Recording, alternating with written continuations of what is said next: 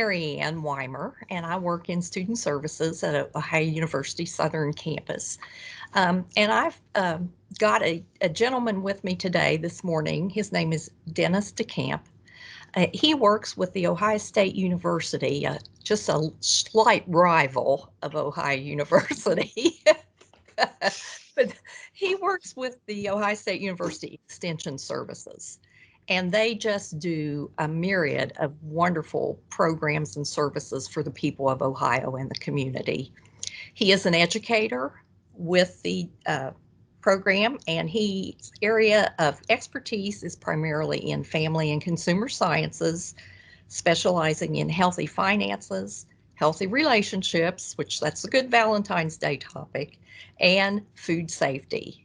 So, Eric, if you'd like to go ahead, we are so glad to have you. Eric, you ready for me to share my screen now? I mean, Dennis. That's all right. Yeah. Eric, ready to share my screen now? Yes, we're ready. Okay.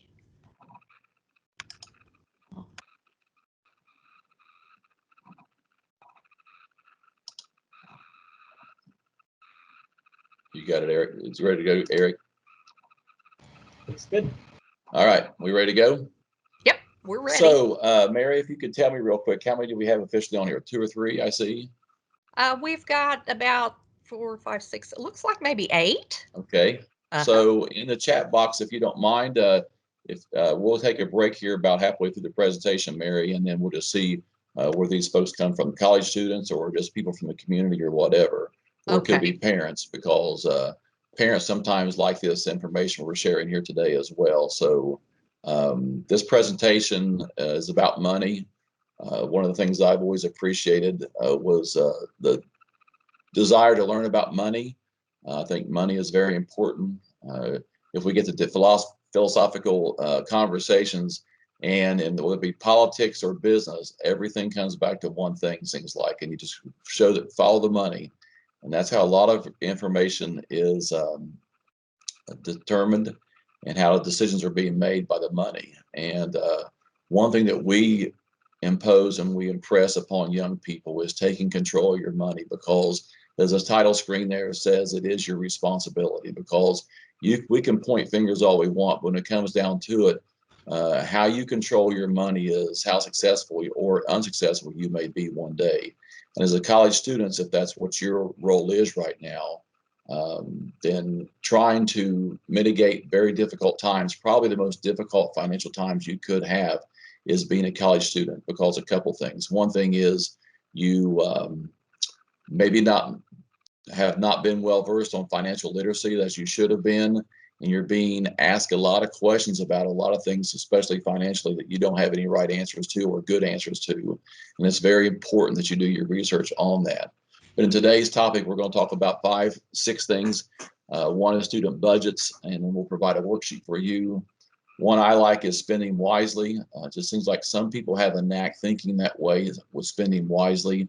And then also we'll talk about student loans and how important that is, because depending on where we are politically in our country, you will have to pay it back, and there may be a forgiveness to time or maybe amount, but there will be times that you have to pay that back, and we'll talk about a specific situation coming up in this presentation.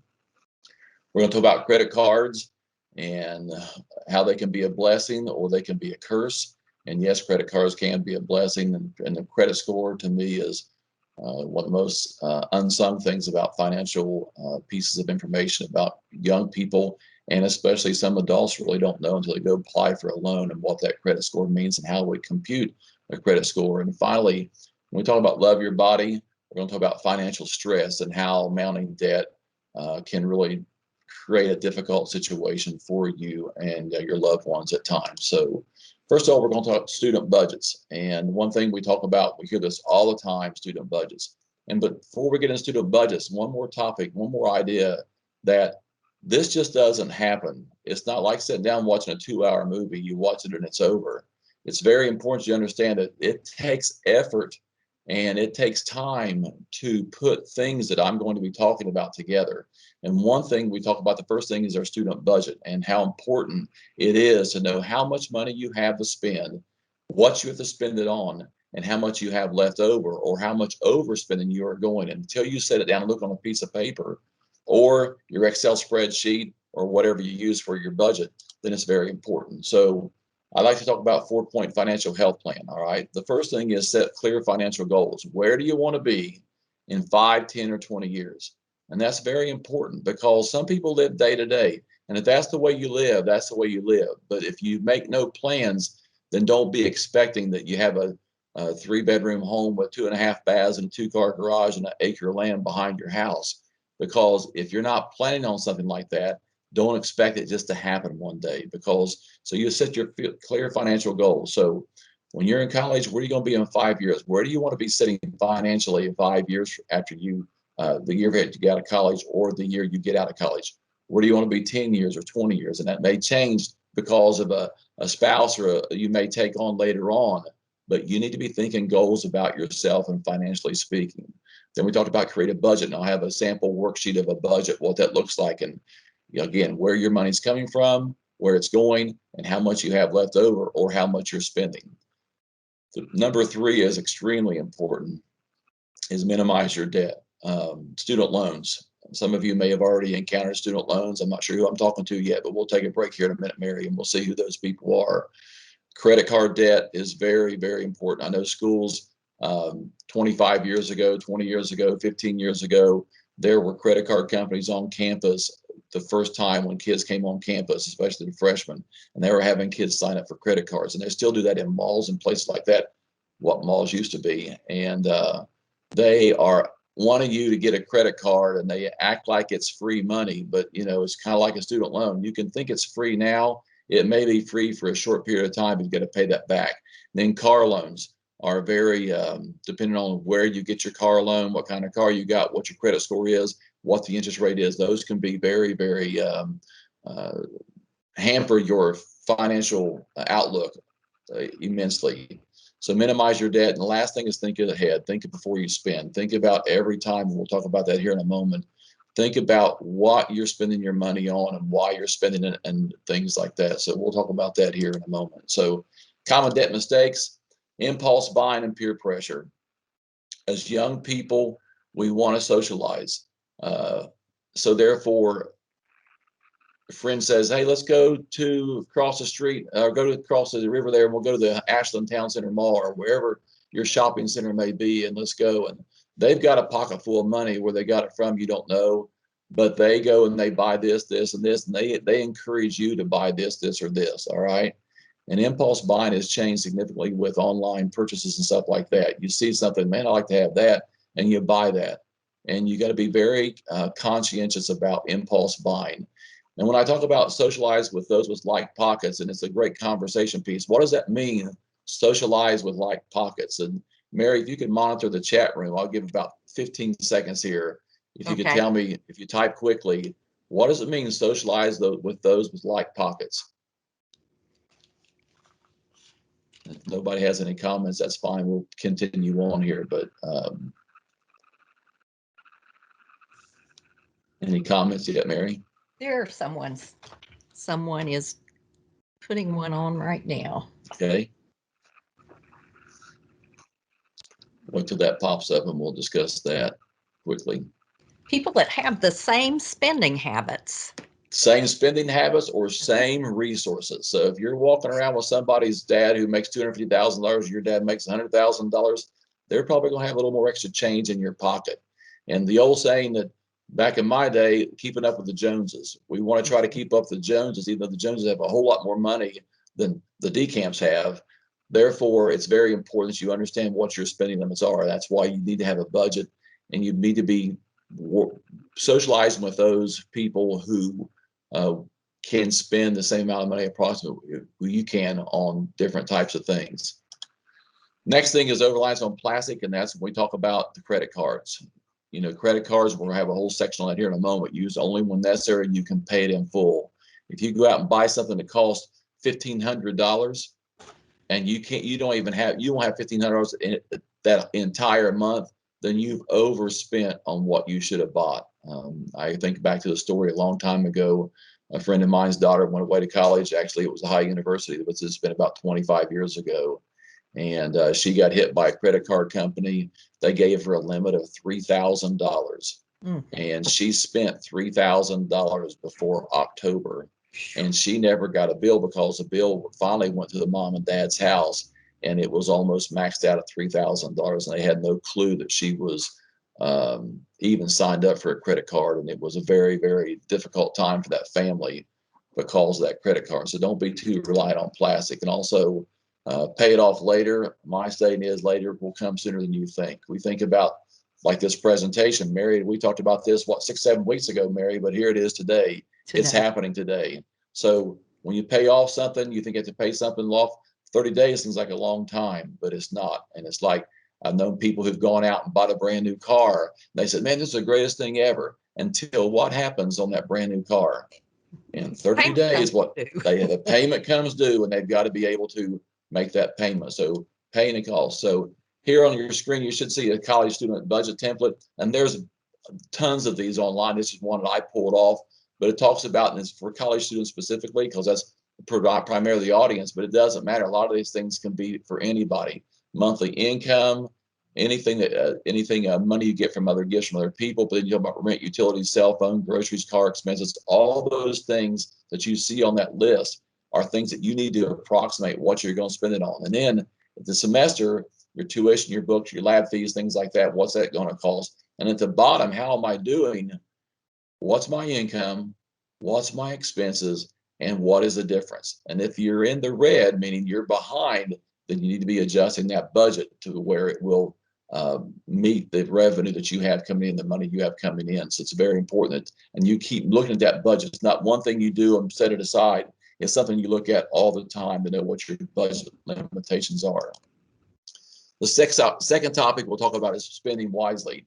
My favorite line, I taught my kids when they were 3 years old, do you need it or do you want it? All right. Before any purchase, you need to ask yourself, do I need this or do I want it?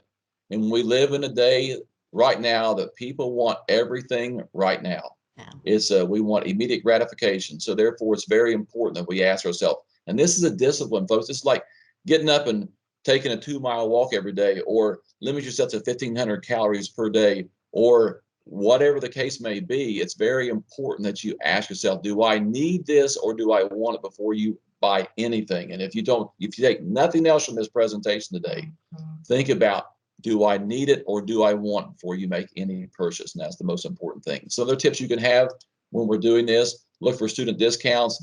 I know here our office is in Portsmouth, close to Shawnee State University. I know what all opportunities for discounts there are for kids for discounts at local restaurants or stores and things like that. So look for those different things, because you college students have a very nice opportunity for perks that you have now that you may not get later.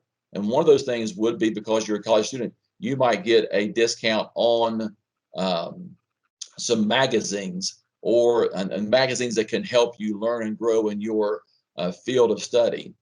So think about different opportunities, and we'll talk about credit cards here. And if I don't remember to think, it could send me a chat there for Mary to see, to let me know that we'll talk about credit cards for students as well. Compare prices before you buy things. When you have extra cash, don't think, oh man, I got $50 extra. I'll go out and blow it on something, an outfit or a pair of shoes or a bag or a pair of tennis shoes or whatever the case may be. If grandma gives you $50 extra for your birthday you weren't expecting, then think about holding that until you need that money for something that you require for school or for something you have to have, not something just an extravagant purchase you may have. All right. Here's a tough one we have when I do this presentation to college kids face to face: avoid lending money to a friend. Because this could take multiple paths, because you get all kinds of comments about lending money to a friend. Just don't do it. Just like the old saying is, just say no. So many kids run short, and I just need $5. All right, you give them $5, then I'll pay you back next Monday when I get my check. And Monday comes and they never pay you back. So either you have to let it go, or you get mad at them, and therefore you're probably not going to be a friend. So if somebody asks you for money, just say, no, I'm gonna give you $5. That's it. I don't want it back, because therefore, but if you start on that slippery slope, then what's going to happen is the next week they'll ask you for $10 and $15. So just be careful. So I just make the statement, avoid lending money to a friend. Check prices online before you go to the store. Most people are buying things online because of COVID-19, the pandemic. There's an easy way to compare prices online through our greatest friend in the world, Amazon. So be careful when you compare prices on that. This is one that people, young adults or adults, will think about. Check the cash register as you're buying things at the grocery store, because the Kroger's have the policy that if something rings up incorrectly, do you know that policy? If it rings up incorrectly, they will do what? They give you that item free. Well, if you're never checking your register tape, then you'll never know if you are in line for getting something free. So if someone says it's 99 cents, it's usually $2.99, and they bring it up $2.99 because somebody didn't put it in their computer right, then you get that item for free. So you save the entire thing. And also check your receipts. It's very important that when you go to a restaurant, that you know how much your meal costs. If you got a drink, check and make sure that they rung it up the right way, because you could have a dishonest waitress that says, okay, there's a bunch of college kids, they don't do this stuff, so that meal costs $9. They charge $11. If you pay the table, they could pocket the $2, and you'd never know. All right, you're not going to charge you $20 extra, but are you going to miss $2 if you don't check your receipt? I had a situation. My wife and I were at a restaurant, and we got a sweet tea and a meal, and a glass of water, and we split the meal, and we got our receipt, and they charged us. It was through a cash register mistake, but they charged us $20 for that extra sweet tea. So if you'd ever checked your receipt or your credit card statement, we wouldn't have known we got charged $20 for that glass of tea, because we could tell the girl was having some trouble, but we got that receipt. So check your receipts, check your cash register, and it could save you some money down the road. When you go to the table with friends, unless you're there buying somebody's birthday dinner or something like that, get separate checks. Don't be stuck with the bill all the time. The situation right now, I have a friend of mine who they have a Bible study on Friday nights, and it's become this habit that one person is picking up the tab and everybody else just eating for free. And it gets to a point where their life has changed and they're wanting to save more money, and they can't afford that. So in the beginning, just start going Dutch treat, go separate checks each and every time. Next part we're going to talk about is student loans. And if there's any questions, Mary, just please stop and interrupt me about some of these things, but this is a lot of information, Right. and we're just touching on these things. But the next one, student loans, and the This is question a big- this is a huge one here. And the thing is, and I told Mary before this session started, and Eric, that this is a conversation we probably should have had probably 9 months ago or 2 years ago, depending where you are in the student loan thing. Student loans right now in our country, the debt that is continuing to increase, it's in the trillions of dollars now, that it is the second highest debt in our country. And could anybody quickly tell me what the highest debt of money owed in our country is? 10 seconds. Or Mary, if you have an answer, I'll take your answer, since you have control of the microphone there. My guess would be credit card debt. Not even close. Not even close. Not even close. Your four biggest debts we used to have in the United States was credit cards, more home mortgages, then student loans was lower. And then the biggest one we have today is one we don't ever think about because we think it personally, but our national debt. So it's national debt, then student loans. Okay. People don't have a lot of credit card debt because people can't qualify for credit cards because of their credit score, which we'll be talking about later.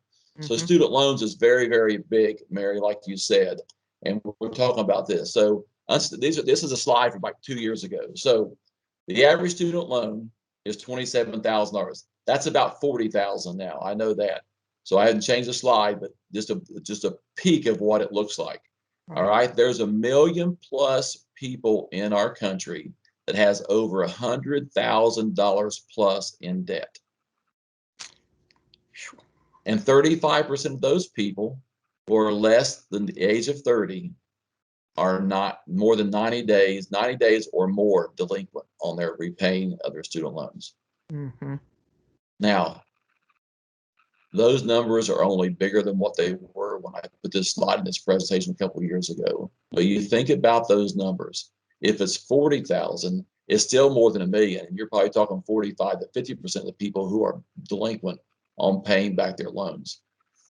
My request for you is don't put yourself in that situation. Reflect on what you have to do. And there may be extreme situations. I have a family member of mine, a distant cousin, who was going to a university, and they started thinking about the student loan debt they were going to have, and it just kept getting bigger and bigger and bigger. And they finally said, I can't do this. They dropped out of high college. They went and joined the National Guard. All right. They went through boot camp, went through their training. Now they're in the National Guard. They've come back, and they will now use their GI Bill to get their college paid for, because they did not want to face debt. So they had to sacrifice a weekend every month for a few years and a couple weeks in the summer for somebody else to pay for their college education. They didn't want to be strapped like the percentage of kids you see here. All right. Since 1978, it's up 1,000%, well over 1,000%. And one thing people don't realize, the state government controls the tuition increases. And there for a while, for about 15, 20 years when my kids were young, it was raising approximately 7 to 10% every year. That was the maximum they could raise their tuition, was 10%. Most schools are raising it 7 to 10% every year.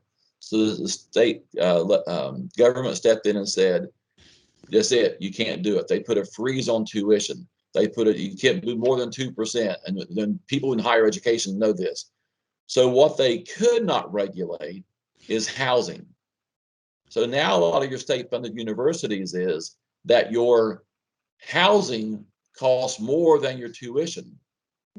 So therefore, between housing and your meals on campus and stuff like that, there is no control over that by anybody except the university. And it's getting to be higher and higher and higher. And my daughter went to a state-funded university. She got full tuition paid because of scholarships, but we ended up, if in the end I would have said, hey, you guys pay for housing, I'll pay the tuition, because in reality, I could have saved $1,500 a semester on tuition as opposed to housing. And food on college campus is a whole different story. So there's lots of things to mitigate that, but be careful. The tuition is not raising like it was, but it's still going up. And you still need to be aware of that. This is an interesting story. This young lady in this picture has her student loan is $120,000. Make sure I'm on time here, Mary. $120,000. And I picked her because of all the research, because she went to Ohio Northern University, which is up around the Columbus area. She went to Ohio Northern University. She came out, she had $120,000 in debt. All right. And that is significant money for a young lady. All right. It was so significant that her mother understood what her daughter had done.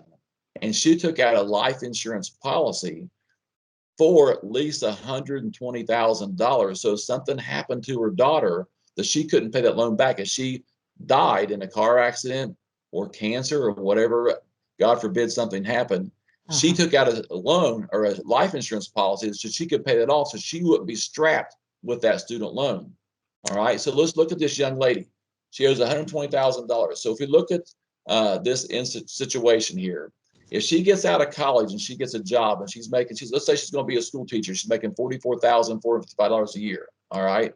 Monthly salary, $3,700. Her taxes, 25% is around $926. Some people don't think about that. Rent and utilities, $1,500, which is probably cheap right now. Food, car, and gas, depending on how much you drive, $700. And anything else like personal clothing, it could be for toiletry items, things like that. You may have a birthday present for your mom, your girlfriend, boyfriend, whatever the case may be, your significant other. All right. So you add all that up and she's got $78 to spare, correct? No. Look at the bottom. She still owes $1,000 a month to pay back her loan every month. For how many years? It depends on your loan and what your agreement is. All right. So That's $12,000 annually that's not even in this budget you think is there. So if you don't think budgets mean something, they mean something. So if you look at her budget, where can she save $1,000 quickly? Well, maybe the other category, she could cut that down. The quickest one is where? Rent and utilities. Okay. So that's $1,500. Well, therefore, what happens typically? They go live with somebody else, or after graduation, they can't afford to live on their own. So they go what? They boomerang back to their parents' house because they can't afford to live on their own because the cost of their student loan repayment. So these are real numbers for young people to look at. And these are things that young people need to be looking at before they go down this path of student loans. And I'm not saying you can't get one, but just be aware of all the ramifications that will come from having a student loan and when it will be paying it off. Here's an example here, college student loan. So you have 4 different degrees here. You've got associate's degree, police academy, technical school. So if you look at it, if the loan is 10,000, can you see that cursor, Mary, on my cursor? Yeah, all right, $10,000 would be your loan amount. All right, if I paid that off in 10 years, my degree cost me $13,000. So I got $3,000. So did I make that money and $3,000 to pay that back? Yeah, I would have. All right. If I did 20 years, all right, it's going to cost me $16,000. In 30 years, it's going to cost me $20,000. It's going to cost me twice what the degree was. You can see what's going to happen here. The bachelor's degree, if you own $25,000, which is about half what most kids all owe right now, all right, $25,000, then in 10 years, it's going to cost you $32,000 with your estimated monthly amount. And then if you go pay off in 30 years, it's going to cost you $51,000. And if you look at your bachelor's degree, the PhD down here, if it's 10 years, you pay it off, you're going to pay $14,000 more. 20 years, $82,000. 30 years, $102,000. So you're going to pay double what the degree actually cost you because the interest that's being charged to you for this student loan. So therefore, the sooner you can pay off a student loan, the more money you will save in the long run. But most people think that, oh, I'll take the 30-year loan, I'll pay less per month. But you may pay less per month, but in the long run, you're going to be paying a whole lot more for that.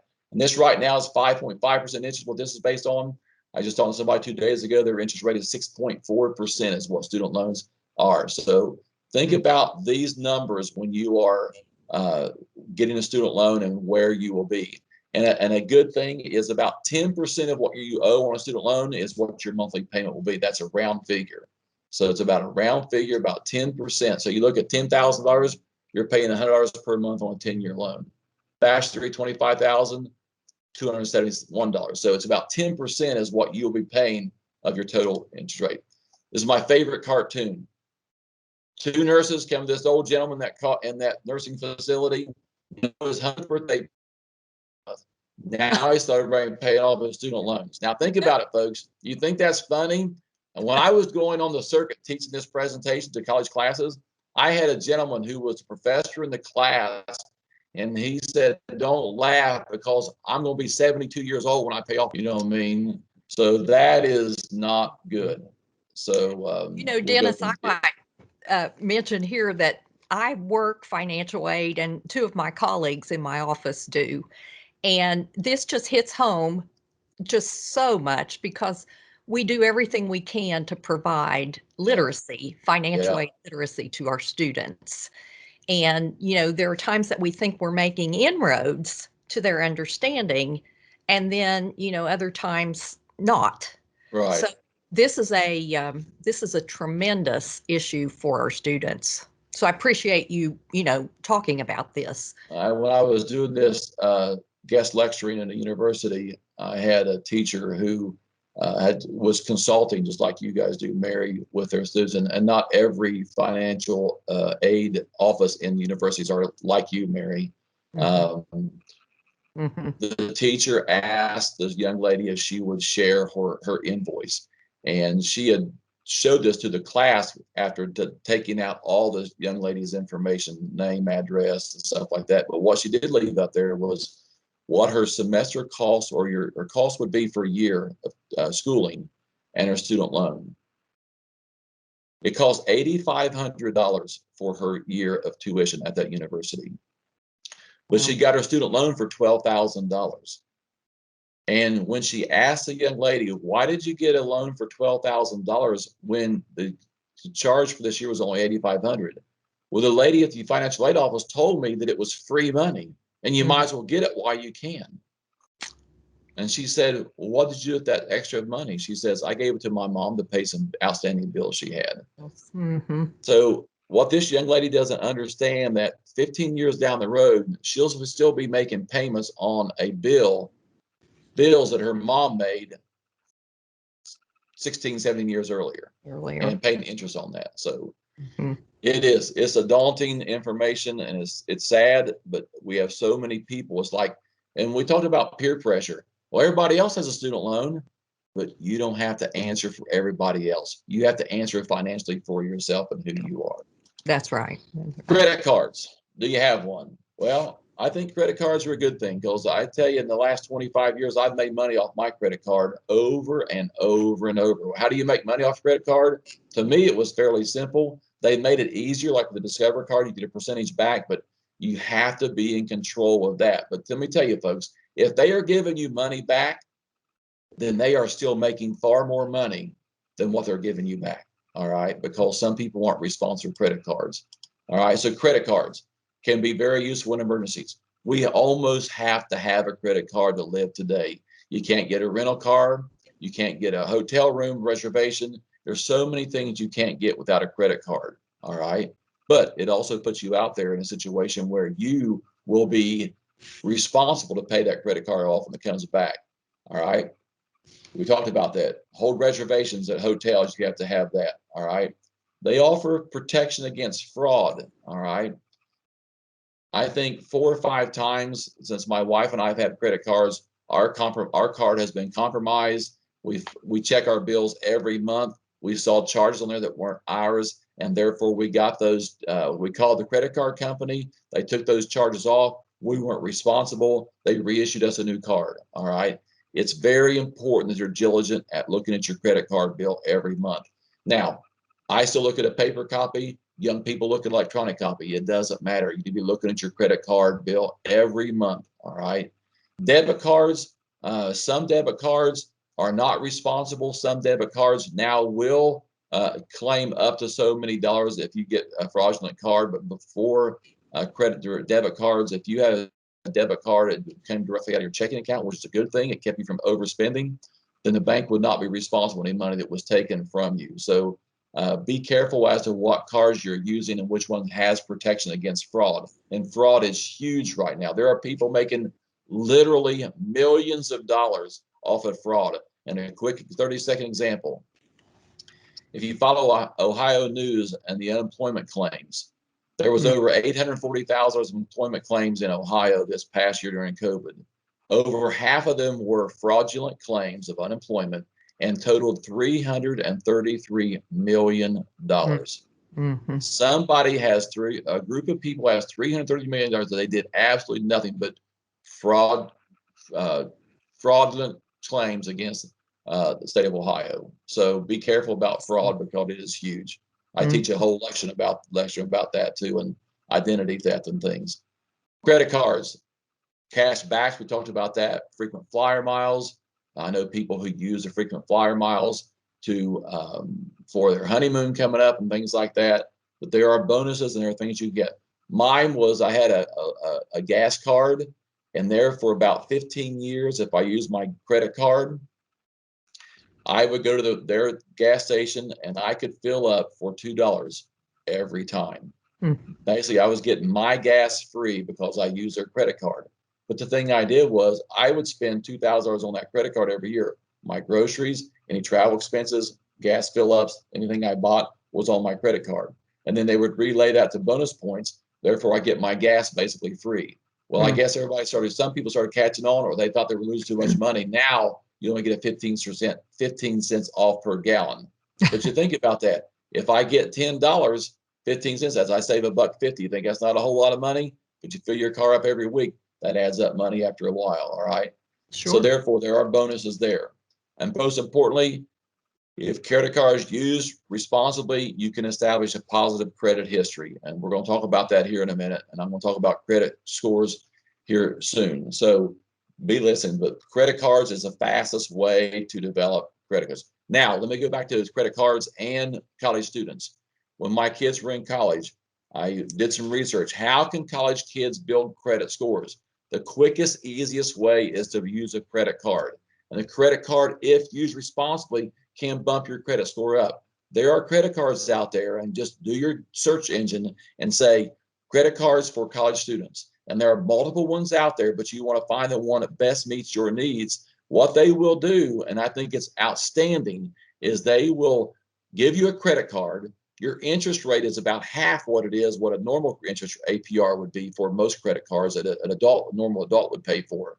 But the neat thing about the ones that I sign my kids up for, every month they got their credit card statement, and every month they had their credit score on there.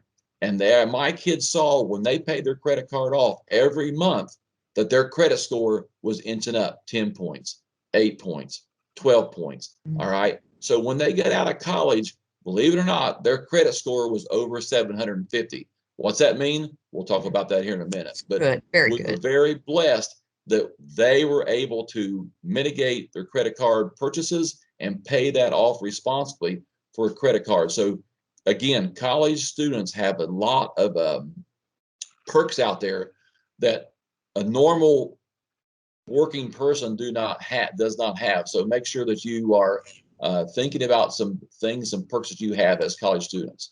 All right, credit cards, positively pay your credit card balance off every month, the full amount. If you can't do it, then you've overspent. So don't do that. All right, every month. All right, pay your credit card bills on time. We're going to talk about how credit scores are determined. One thing is, do you pay your bills on time? So pay your credit card bills on time. Apply for only credit cards that are needed. You don't need 10 credit cards. You need at least 2. All right. Why do you need 2? Because sometimes there may be a mix up in your credit card and you don't have one. You need to have a backup credit card. Had that happen multiple times. You go to get gas, your card is not approved. I pay my credit card bill, but the credit card companies, if they do a great job of watching your credit card, and if something happens that's is an anomaly, they will put a hold on your credit card till you call there and see why they put a hold on it. So only use credit cards. If you have 10 credit cards, that's 10 credit cards that could be compromised. So only have the minimum of 2, but be careful with these things. Oh, I got to have a Kohl's card, and I got to have a JC Penney card, and I got to have this card and this card and this card. Folks, that's how it starts spiraling out of control. Keep track of your credit card charges by keeping your receipts. Make sure you're always checking your receipts. Make sure it matches up with your credit cards. And like I said in the beginning, this takes time. It's a disciplined effort, but it will pay off through you monitoring what your credit card situation is. And last, make sure you check your credit card statement every month for errors, like we do every month. And it is a discipline that you have to do. And this sounds like a lot of work, folks. It is. But again, go back to what are your financial goals 5, 10, 15 years from now? These are all things that builds into that process. All right. Avoid credit cards for making late credit card payments. That's a huge mistake. Huge mistake. Now, pay your minimum amount. When my wife and I were dating, she was talking about paying off $100 clothing shop bill, and she was paying the minimum amount of payments. So it was $100. She paid her $11 minimum payments, and she owed $96 the next month. She said, I don't understand. I paid $11 and I only took $4 off. Mm-hmm. All right. It doesn't make sense because that's the way it is. All right. And I'll have an example of that here in a moment. Do not exceed your credit card limits. That's the no-no. Charge items you can't pay off. Don't overspend that you can't pay it off. And don't owning too many credit cards. We talked about that briefly before. So all those things are things you want to avoid when it comes to credit cards. Here's an example here. 3 items here. The price for your TV, flat screen TV. Your APR, if you use a credit card, is 18%. If your interest paid is $130, you paid actually $630 for that in 3 years. All right. Let's look at this furniture down at the bottom, though. $2,500, you bought a living room suite of furniture. 18%. your interest paid was $5,303, and it totaled you almost $8,000 for that $2,500 furniture. 23 years. In 23 years, guess what, folks? That furniture probably won't be able to be used. And you're still making payments on furniture that you can't even use anymore. So how smart is that?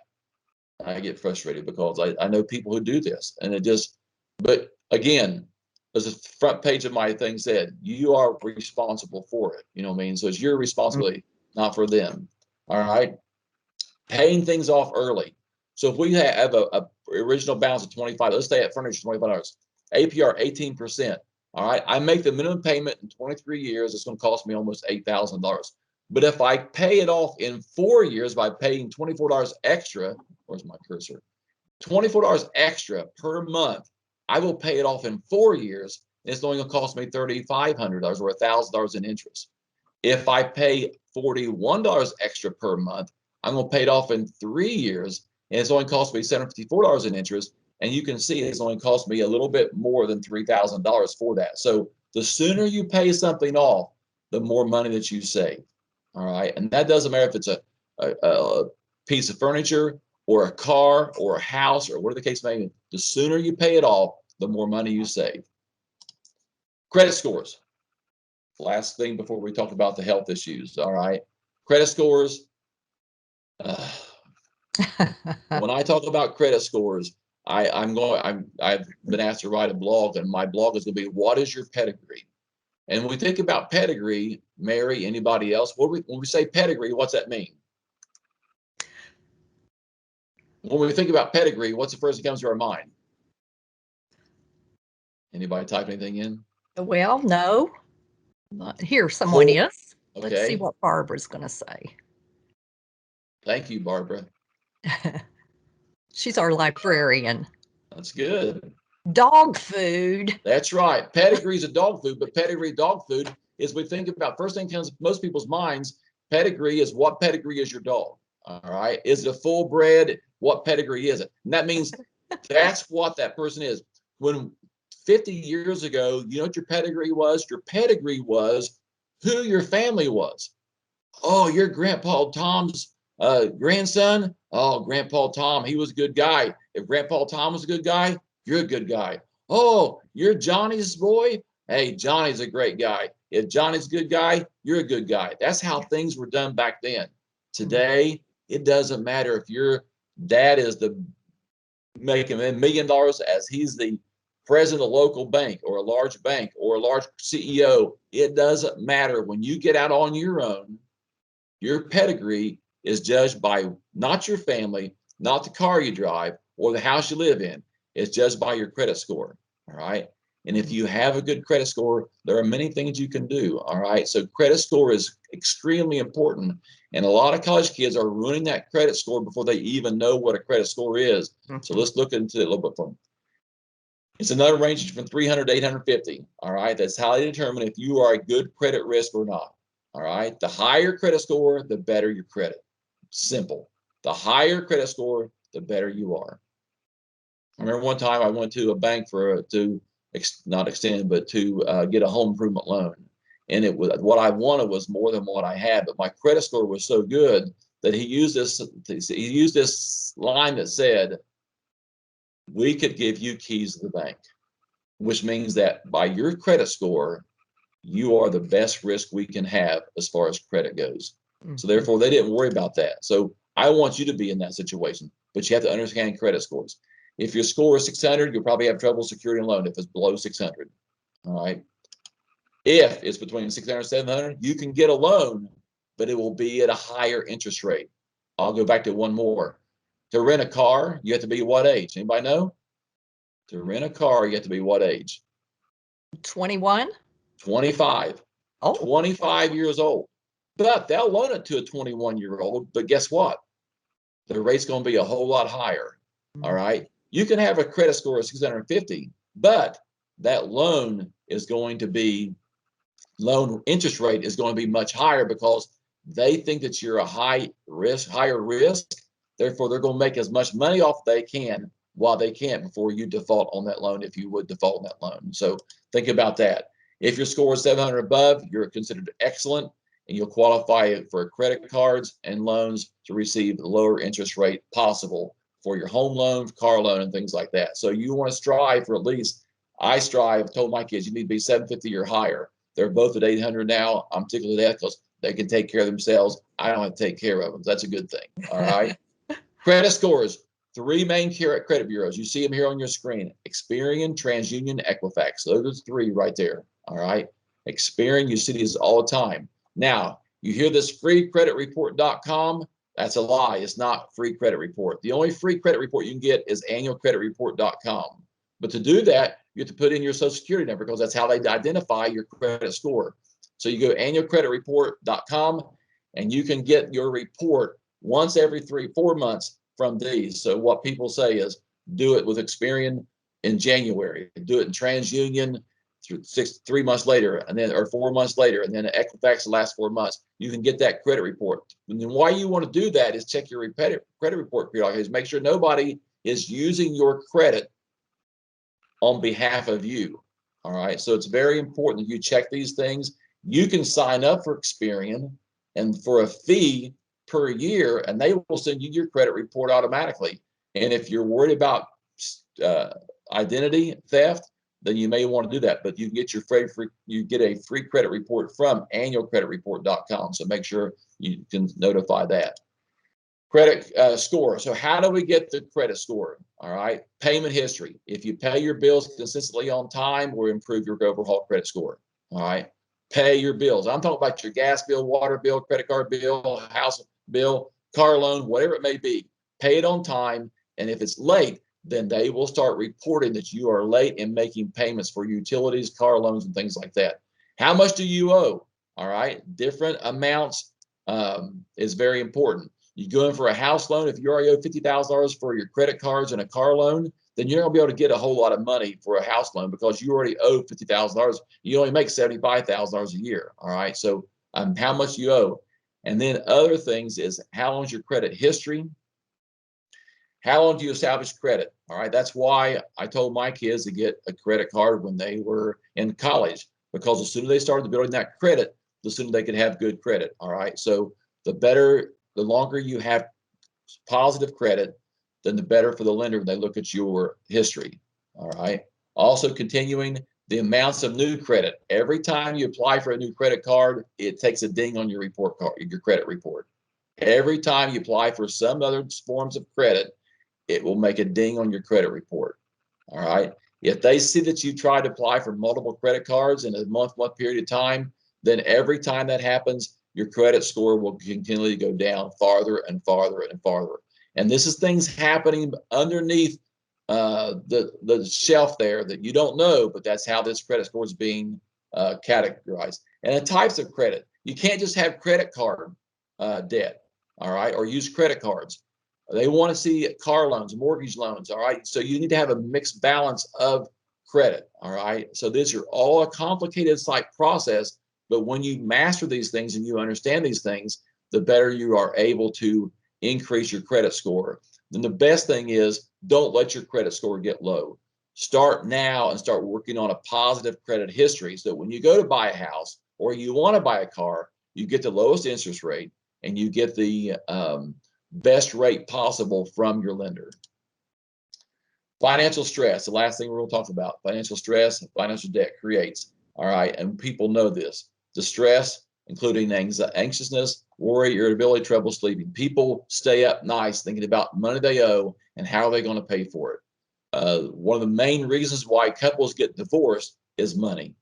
One wants to spend more, one wants to spend less. One can't deal with the stress of that person wanting to put them in debt all the time. So therefore, financial stress does take its toll on people over time. So make sure that you prevent yourself from putting yourself in a position of financial debt.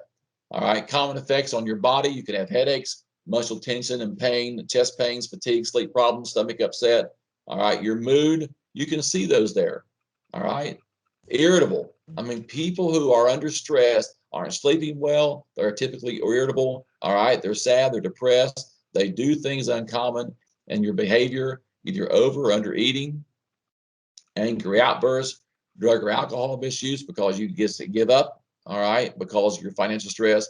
You use tobacco or exercising less often than what you normally would. So make sure you're thinking about these things. And finally, stress management strategies. What can you do?